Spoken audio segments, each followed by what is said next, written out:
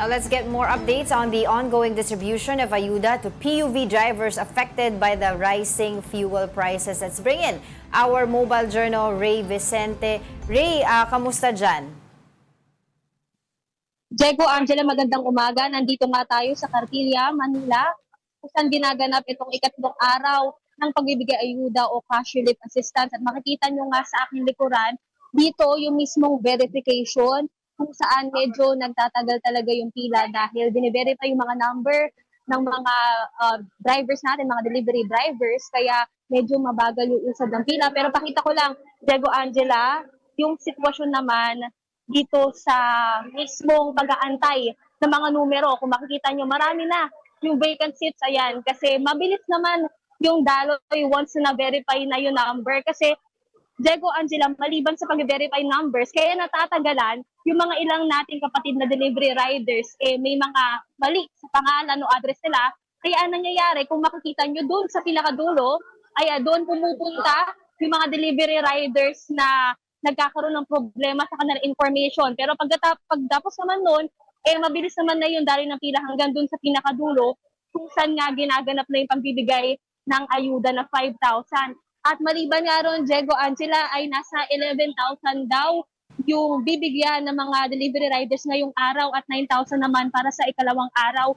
At ito daw actually yung inaasahan na pinakamarami na mabibigyan kumpara ng mga mga nakalipas na araw na tigto 2,000 lang sa mga chopper, pati TNVS rider. Pero banggitin ko lang din, Diego, Angela, yung mga hinaing ng mga nakausap natin, mga riders. Kasi kanina, yung isang joyride rider, isang delivery rider din, no? Maliban sa pag-joyride ng siyempre pasahero, nag-deliver din siya ng mga pagkain, mga goods.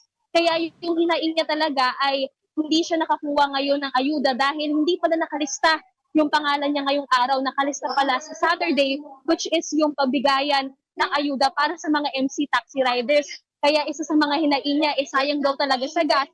Kasi syempre naiintindihan naman niya na dalawa-dalawa yung trabaho at doon nga napili yung listahan, pero sana talaga ay nabigyan daw ng mas maaga na abiso para hindi na nasayang sa oras dahil para makapagtrabaho rin sila ngayong araw. Diego, Angela. Ray, madami kami nakausap ng ibang mobile journal. May mga issue din na missing names, mga iba pinababalik on a different day. Yung iba wala talaga ang pangalan.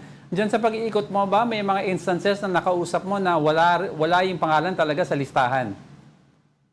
Ayun, Diego, yung nakausap ko kanina ay wala yung pangalan ngayong araw dahil nga siyang MC taxi rider, pero nag-deliver din kasi siya using joyride ng mga pagkain, no? Pero yung pangalan pala niya nakalista sa Saturday kung saan yung mga MC taxi riders.